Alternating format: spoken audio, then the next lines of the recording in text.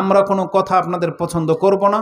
আপনারা এখানে আসছেন কথা শোনার জন্য, আর আমরা আসছি কথা বলার জন্য। অতএব আমাকে কথা বলার জন্য দাওয়াত দেওয়া হয়েছে, এই 1.5 ঘন্টা আমার।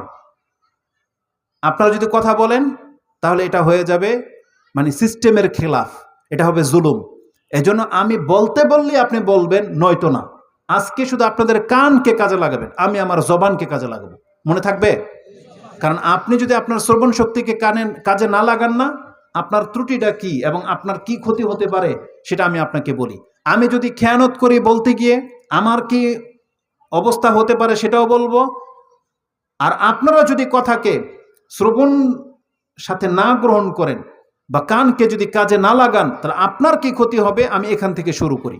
কোরআনে আল্লাহ সুবহানাহু ওয়া তাআলা 2টা সূরার মধ্যে খুব কঠোরভাবে আপনাকে সতর্ক সাবধান করে দিয়েছেন যে যারা কথা শুনে না, এক তো আল্লাহ সুবহানাহু ওয়া তাআলা বলেছেন এরা হচ্ছে পশুর মতো, যাদের কান আছে, চোখ আছে, সবকিছু আছে, পশুর যেমন আছে, কিন্তু কাজে লাগায় না, মানে পশুর চাইতে নিকৃষ্ট, যেটা সূরা আরাফের 179 নম্বর আয়াতে আছে, সেদিকে আমি গেলাম না।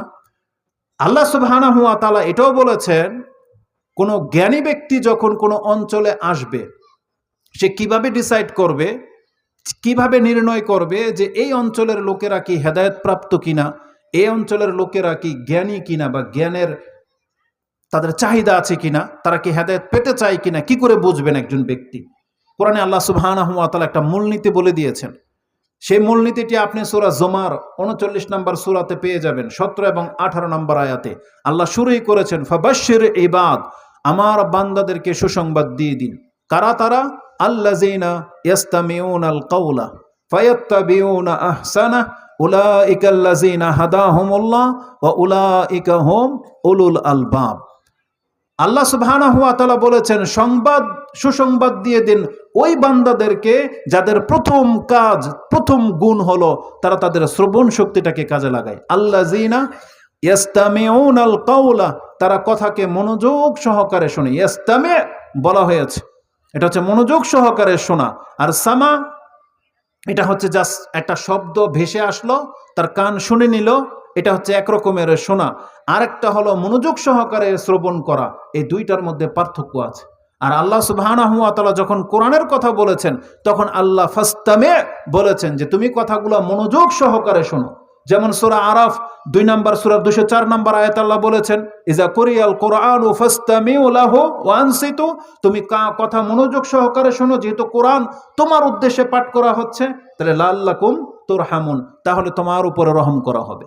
তাহলে আপনাকে কথা শুনতে হবে।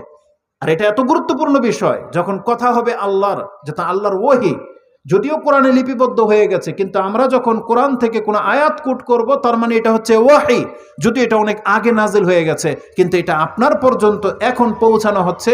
এজন্য যখন আপনার কাছে আল্লাহর কালাম পেশ করে দেওয়া হবে, তখন আপনি বাধ্য আগে কথা কান দিয়ে মনোযোগ সহকারে শুনেন। যেমন আল্লাহ সুবহানাহু ওয়া তাআলা মূসা আলাইহিস সালামকে যখন ওহী করেন, তখন আল্লাহ সুবহানাহু ওয়া তাআলা মূসা আলাইহিস সালামকে এই কথাটাই বলেছিলেন যে ওয়া ইন্নী আখতারতুকা ফাসতামি' লিমা ইউহা, যেটা আপনি সূরা তাহা 20 নম্বর সূরার 12, 13, 14 এই আয়াতগুলোতে পেয়ে যাবেন। বলা হয়েছে ফাসতামি' লিমা ইউহা, মূসা আগে তুমি কান খাড়া করে শোনো, আমি আল্লাহ এখন তোমার কাছে ওহী করতে চাচ্ছি। কি ওহী? যে ইন্নানি আনাল্লাহ লা ইলাহা ইল্লা আনা ফা'বুদিনি ওয়া আকিমিস সালাতা লিযিকরি। আপনি 12, 13, 14 নম্বর আয়াতটা পড়েন সূরা তাহা, আপনি এটা পেয়ে যাবেন। যে আল্লাহ বলেছেন আগে তুমি মনোযোগ সহকারে শোনো। অতএব আমাদেরকে যখন নিয়ে আসছেন, তাহলে আপনাকে কথা প্রথম মনোযোগ সহকারে শুনতে হবে।